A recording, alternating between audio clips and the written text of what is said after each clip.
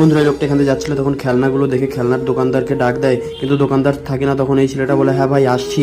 তখন এই ছেলেটা যখন ওখানে আসে তখন ওই লোকটা জিজ্ঞেস করে তুই কে, এখানে যে একটা কাকা বিক্রি করতো সেই কাকাটা কোথায় গেছে। তখন ছেলেটা বলে উনি আমার বাবা ছিলেন, উনি এখন নেই, উনি দুনিয়া থেকে চলে গেছেন, উনি মারা গেছেন। তখন লোকটা বলে আমি তাহলে খেলনা কার কাছ থেকে নেবো। তখন বাচ্চাটা বলে আমি আপনাকে দিচ্ছি। তখন লোকটা বলে যে বাবা তোমার মা কোথায়। তখন বাচ্চাটা বলে যে আমার মায়ের শরীর খারাপ, খুব উনি বাড়িতে আছে, ওনার এলাজ করানোর জন্য আমি এই খেলনাগুলো এখানে বিক্রি করছি। তখন লোকটা বলে একটা দাম কত। তখন ছেলেটা বলছে একটা 100 টাকা।